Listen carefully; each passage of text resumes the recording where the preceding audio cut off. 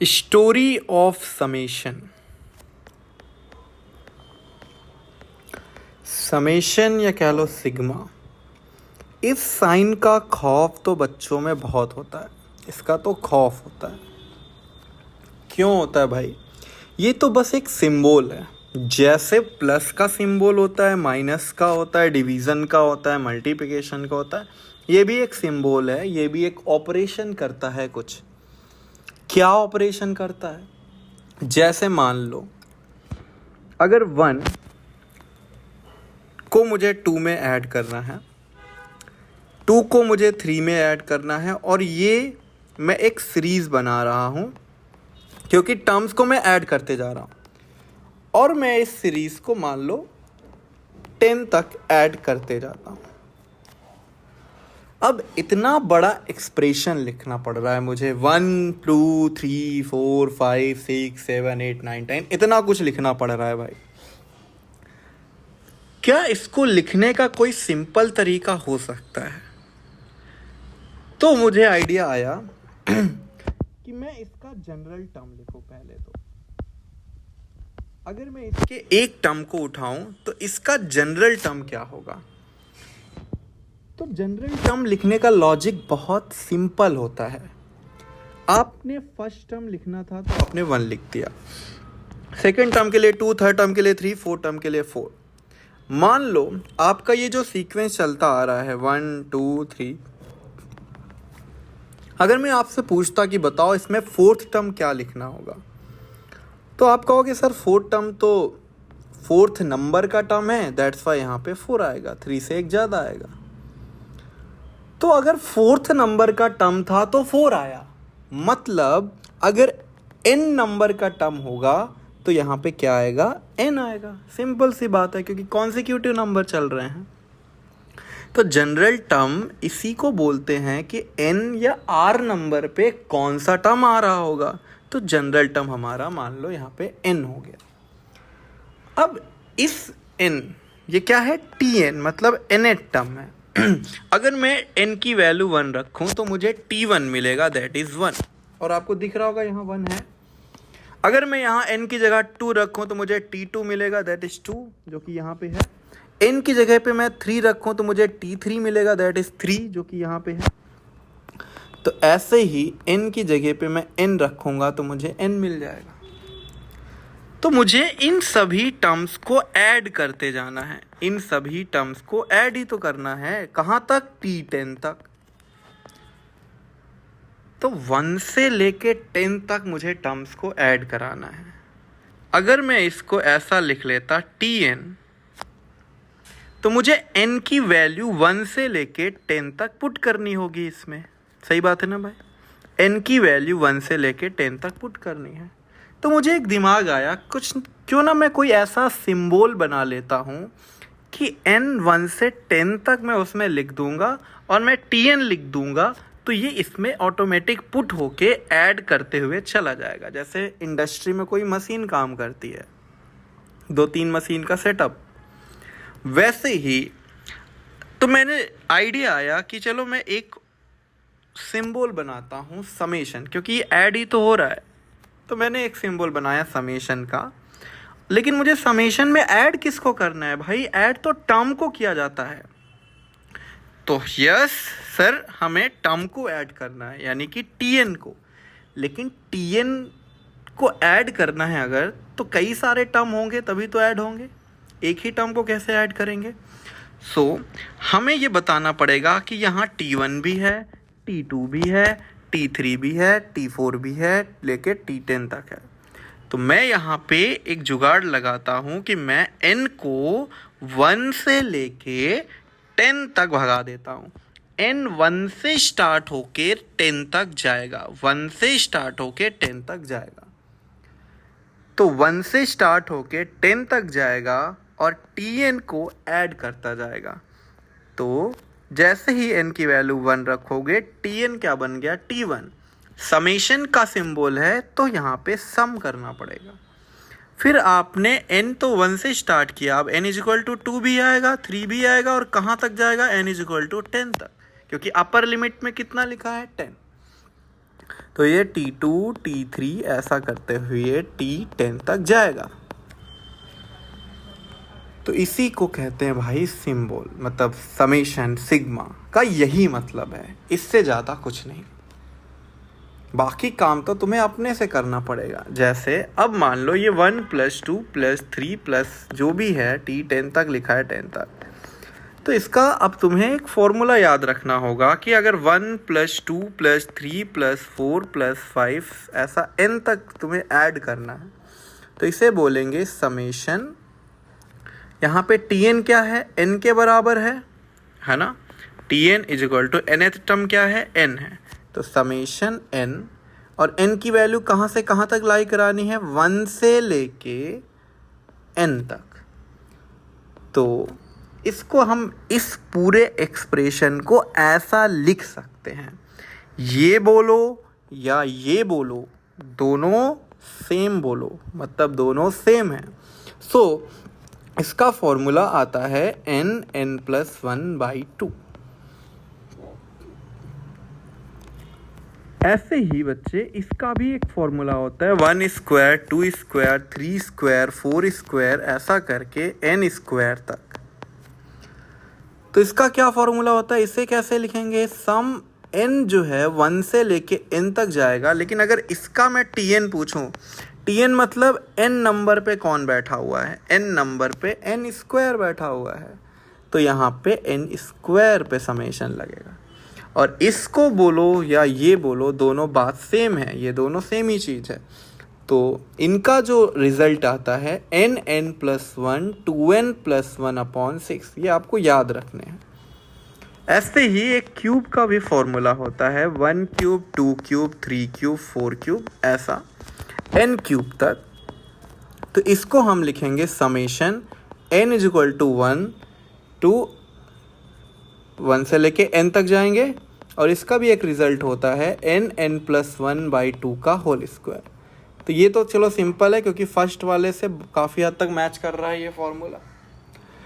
तो समेशन से डरो मत, समेशन का मतलब ही होता है कि टर्म्स निकालते रहो और उनको ऐड करते रहो। सो समेशन की कुछ बेसिक बातें जो हमने देखनी है। अब देखो, कभी कभी ऐसा होता है कि समेशन, मान लो कोई एक्सप्रेशन यहाँ पे nth टर्म का लिखा हुआ है, nth, हो सकता है कि दो कोई nth टर्म ऐड हो, Tn के साथ साथ Pn भी ऐड हो। तो समेशन क्या करता है, खुद को डिस्ट्रीब्यूट कर लेता है। समेशन प्लस या माइनस की साइन में आप दोनों में अलग अलग समेशन लगा दो, क्योंकि एक साथ दोनों का समेशन देखना थोड़ा मुश्किल काम है। तो मैं दोनों में अलग अलग समेशन लगा के दोनों को देख लूँगा, ऐड या सब्ट्रैक्ट कर लूँगा। इसके वैल्यू पहले अलग से निकाल लेंगे और इसकी वैल्यू पहले अलग से। और इसका सिंपल मतलब क्या हुआ, Tn में समेशन का मतलब अभी समझाया, सारे टर्म्स को ऐड करना है n तक के। Pn में अगर समेशन लगाया, मतलब अब P वाले टर्म जितने हैं P1 P2 P3, इन्हें ऐड करना है n। इसका ये सिंपल मतलब हुआ। कई बच्चे कंफ्यूज होते हैं अगर अंदर यहाँ पे कुछ ना आए, जैसे कांस्टेंट आ जाए। मान लो कोई कांस्टेंट नंबर आ गया, 1 आ गया, 2 आ गया, 3 आ गया, तो n जा रहा है 1 से लेके n तक। n चला 1 से लेके n तक, मतलब n की वैल्यू 1 2 3 4 ये सब हमें पुट करते जाना है n तक। लेकिन क्या हो अगर जनरल टर्म में n दिखे ही ना, यहाँ तो n है ही नहीं, नो n टर्म। तो भैया अगर कहीं n है ही नहीं, जैसे अगर मान लो x+1 लिखा है, तो मैं कहूँगा पुट x = 1, तो तुम यहाँ पे x = 1 पुट करके 1 + 1 2 बोल दोगे। लेकिन अगर कहीं पे लिखा है 2 और मैं बोलूँ कि पुट x = 1, तो इसका क्या मतलब हुआ, ये तो पुट ही नहीं हो पाएगा, ये तो कांस्टेंट नंबर है। सेम मतलब यहाँ पे है कि अगर यहाँ पे कांस्टेंट है, हमारे लिए वेरिएबल कौन है, हमारे लिए दुनिया में सिर्फ एक ही वेरिएबल होना चाहिए जो लिमिट में बैठा है वेरिएबल। सॉरी, तो जो लिमिट में बैठा है, लिमिट में कौन बैठा है, n बैठा है, हमारे लिए सिर्फ और सिर्फ यही वेरिएबल है। ठीक है, तो सिर्फ वेरिएबल के नाम पे n को ही वेरिएबल समझो, बाकी सब कांस्टेंट है। तो अगर सब कांस्टेंट है तो मैं इसको कैसे डील करूँगा? थोड़ा सा लॉजिक देखो समझना पड़ेगा। ये वाला कांस्टेंट है, n की वैल्यू पुट नहीं हो रही, बट मशीन तो पुट करवाएगा ना। समीशन का तो काम ही है n को 1 से लेके n तक घुमाना। अब यहाँ जो लिखा है उसमें इसको पुट करना, तो यहाँ तो k लिखा है। तो इसको देखो समझने का एक तरीका ये भी हो सकता है कि आप ऐसा अज्यूम कर लो कि यहाँ k n लिखा है लेकिन n की पावर में 0 है। ऐसा लिख सकते हैं ना भाई, k को k n to the power 0 लिख सकते हैं। अब मुझे n मिल गया पटकने के लिए, तो मैं n में 1 रख दूंगा, लेकिन 1 की पावर 0। तो मैं k लिखूंगा लेकिन n में पुट होगा ना 1, तो 1 की पावर 0। k तो लिखूंगा लेकिन n में पुट होगा ना 2, तो 2 की पावर 0, 3 की पावर 0। ऐसे ही k इंटू n की पावर 0। लेकिन भैया पावर 0 का मतलब तो 1, तो k into 1 k into 1 k into 1 k। और मुझे दिखा कि भैया इसका मतलब ये होता है कि जो भी कांस्टेंट है उसे ही बार बार ऐड कर दो। लेकिन एक मिनट, इसे हम कितनी बार ऐड कर सकते हैं? अरे भाई सीधा जवाब है 1 की पावर 0 से n की पावर 0 तक स्टार्ट किया हमने, तो मतलब हम इसे n टाइम्स ऐड करने वाले हैं। तो n टाइम्स किसी भी नंबर को ऐड करो तो वो उतने ही से मल्टीप्लाई हो जाएगा। तो आप इसे ऐसा भी बोल सकते हो, अगर summation is equal to n is equal to 1 से लेके मान लो n तक 3 लिखा है, तो आप इसका मतलब क्या है 3 इंटू n। तो इसको जनरलाइज करके मैं बोलूँ तो जो भी कांस्टेंट नंबर है इंटू n क्या रिप्रेजेंट कर रहा है, नंबर ऑफ टर्म्स को, नंबर ऑफ टर्म्स को। तो अगर कभी भी कांस्टेंट आए, तो जैसे मान लो n की वैल्यू मैं 1 से लेके 20 तक जा रहा हूँ और मुझे 4 डाल दूँ यहाँ पे कांस्टेंट, तो 4 कितनी बार रिपीट करेगा, 4 20 बार रिपीट करेगा। मतलब 4 इंटू 20 मेरा आंसर आ जाएगा, दैट इज 80। लेकिन मान लो यहाँ पे n शुरू हो रहा है 2 से और 20 तक जा रहा है, तो इस बार n 1 से स्टार्ट नहीं हो रहा। 1 से लेके 20 में 20 नंबर थे, लेकिन अगर आप 2 से लेके 20 में देखोगे तो 19 नंबर ही बचेंगे। तो 4 को इस बार मुझे 19 बार ऐड करना पड़ेगा। कितने बार? 19 टाइम्स। तो ये क्या बन जाएगा, 4 इंटू 19। ठीक है भाई। हमें जब भी अंदर कांस्टेंट आया तो नंबर ऑफ टर्म पे गिनना है। तो क्या तुम मुझे बता सकते हो, अगर n 0 से लेके मान लो 11 तक गया और यहाँ पे 1 लिखा है, तो इसकी वैल्यू क्या आएगी? इतना तो कंफर्म है, 1 इंटू नंबर ऑफ टर्म। लेकिन यहाँ पे नंबर ऑफ टर्म कितने हैं भाई? सर n की वैल्यू 0 से 11 तक जा रही है। n की वैल्यू 0 1 2 3 ऐसा करके 11 तक जा रही है। यार 1 से लेके 11 तक में तो 11 नंबर हैं। अब एक नंबर और मैं बढ़ा दूं तो यहाँ पे n की टोटल 12 वैल्यूज है। अब तुम सोच रहे होगे कि सर n तो 0 है, 0 पुट करके 0 मिलेगा, तो 0 का क्या सेंस बनता है? देखो भाई, मैंने क्या बोला था कि कांस्टेंट अगर है तो n की वैल्यू पुट हम कर ही नहीं सकते। कांस्टेंट अंदर बैठा है, यहाँ तो n है ही नहीं, नो n हियर। तो जब n है ही नहीं तो हम n को पुट कैसे करेंगे? उसके लिए मैंने ये जुगाड़ यहाँ बताया था कि आप n की पावर 0 कर लो, ठीक है। तो अगर जब n है ही नहीं तो n पुट नहीं हो पाएगा, तो n को तुम 0 फेंकोगे तो 0 का कोई यूज़ ही नहीं आया। देखो n को तुमने 0 फेंका, n कहाँ से 0 1 2 3 ऐसा चल रहा है 11 तक, तुमने 0 दिया, 0 की पुट करने के लिए n था ही नहीं तो 0 वेस्ट हो गया, तो जो था वही बचा, 1 था 1 ही बचा। फिर तुमने 1 फेंका, 1 भी पुट नहीं हो पाया तो आंसर 1 आया। तो ये कोई भी वैल्यू पुट नहीं हो पाएगी क्योंकि n है नहीं। तो जो भी वैल्यू n की उठाओगे आपको यहाँ 1 ही मिलने वाला है क्योंकि 1 ही बैठा हुआ है समेशन के अंदर। तो 1 इंटू नंबर ऑफ टर्म, तो 1 इंटू यहाँ पे टोटल कितने टर्म हो जाएंगे, 0 से 11 तक जाओगे तो टोटल 12 टर्म हो जाएंगे। तो आप इसे 1 इंटू 12 बोल दो तो ये 12 हो जाएगा। तो ऐसा कुछ काम करता है समेशन। अगर मान लो कहीं पे ऐसा लिखा है k इंटू टी आर, मतलब r का टर्म भी आ गया और कांस्टेंट भी आ गया, तो आपको सिंपली क्या करना है, कांस्टेंट को इस बार आप बाहर कर लो। आप कांस्टेंट को समेशन से बाहर लिख सकते हो, इसमें कोई दिक्कत नहीं आएगी।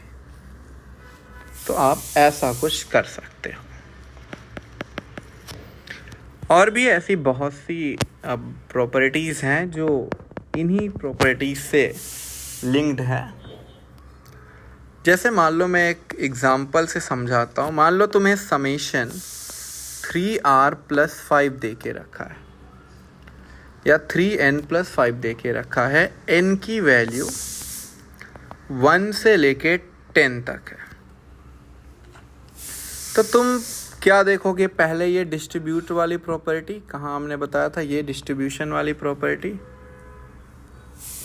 कि अगर 2 n टर्म आ रहे हैं तो हम दोनों में डिस्ट्रीब्यूट कर देंगे। तो मैं क्या करूँगा, इस समेशन को डिस्ट्रीब्यूट कर दूंगा 3n और 5 में। अब ये 3 जो है कांस्टेंट है, तो इस 3 को मैं समेशन के बाहर फेंक सकता हूँ। तो n = 1 to 10, यहाँ पे n, और ये 5 है, तो 5 कांस्टेंट नंबर है। तो अभी मैंने क्या बताया, 5 इंटू यहाँ पे क्या आ जाएगा, नंबर ऑफ टर्म। कांस्टेंट को तो ऐसे ही डील करना है।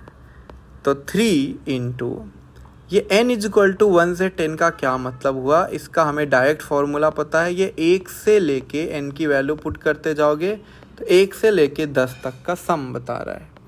और ये क्या बता रहा है, 5 इंटू नंबर ऑफ टर्म, तो 1 से लेके 10 तक में आपको दिख रहा होगा 10 टर्म्स होते हैं। तो 3 इंटू ये जो समेशन है इसका फॉर्मूला अभी हमने पढ़ा था, 1 से लेके अगर n तक जा रहे हैं तो n+1/2 तक ये फॉर्मूला लगाना है। तो n की वैल्यू यहाँ पे कितनी है बच्चे, 10। बस हमें ये याद रखना है कि यहाँ ये जो है 1 से ही स्टार्ट करना चाहिए, तभी ये फॉर्मूला हम लगा सकते हैं। सो n की वैल्यू 10 रख दो, 10 इंटू 10 + 1/2 + 50, तो ये हो गया 165 + 30 दैट इज़ 195। तो समेशन का जो बेसिक है वो ऐसे ही काम करता है। आपको कितना भी बड़ा एक्सप्रेशन दे दे, समेशन ऐसे ही अप्लाई करते हैं। आपको परेशान करने के लिए ऐसा हो सकता है कि लिमिट बदली जा सकती है। मतलब ऐसा हो सकता है कि n की वैल्यू 2 से स्टार्ट करके दे दे और यहाँ पे दे दे ऐसे 4n - 3। तो आप परेशान मत हो, 4 तो वैसे भी बाहर हो जाएगा, पहले डिस्ट्रीब्यूट करके लिख लो आराम से। देखो कांस्टेंट वाले का तो कोई टेंशन ही नहीं है। आप इसका सीधा क्या लिखोगे, 3 इंटू नंबर ऑफ टर्म। तो अभी मैंने सिखाया नंबर ऑफ टर्म 2 से लेके 11 के बीच में कितने टर्म होंगे, जाहिर सी बात है 10 टर्म होंगे, तो 3 इंटू 10। और यहाँ पे आ जाएगा 4 इंटू ये समीशन जो है 2 से 11n तक का, इसका क्या किया जाए। तो देखो, अगर आपको लगे कि लिमिट बदली हुई है, 1 से स्टार्ट नहीं हो रही है, तो आप एक बार इसको लिखा करो। जैसे n कहाँ से शुरू होगा, 2 से, इस बार 1 से नहीं शुरू हो रहा, तो n की वैल्यू 2 रखा, n की वैल्यू 3, n की वैल्यू 4, n की वैल्यू 5, 6, ऐसा करके n की वैल्यू 11 तक रखा, और -30 तो चल ही रहा है। सो ये क्या बन जाएगा, 4 इंटू, अब हमारे पास जो फॉर्मूला था वो तब काम करता है जब 1 से स्टार्ट हो। तो मैं कहता हूँ ठीक है, चलो फॉर्मूला बनाना है तो मैं 1 से ही स्टार्ट कर लेता हूँ। तो 1 से स्टार्ट अगर हम कर रहे हैं तो 1 तो यार मैंने अपने से लाया, तो मुझे यहाँ पे 1 को क्या करना पड़ेगा, माइनस करना पड़ेगा, ऐसे। तो 1 को कर दिया माइनस, क्योंकि मैंने यहाँ 1 अपने से ऐड किया था, क्योंकि गिनती कहाँ से स्टार्ट होनी चाहिए, 1 से, ऐसा। ठीक है, तो ये बन गया फॉर्मूला, 1 से लेके 11 तक का सम, n+1/2 -1 -30। तो देख लो ये कितना बन जाएगा, 2 6 या 30, तो ये 4 इंटू 66 -1 -30। तो बताना कमेंट में इसका आंसर क्या होगा। तो अगर तुम्हें समेशन में कोई और दिक्कत लग रही है तो मुझे कमेंट में बता देना, ठीक है। मैं फिर उसके लिए भी तुम्हें एक्सप्लेन कर दूंगा अलग से।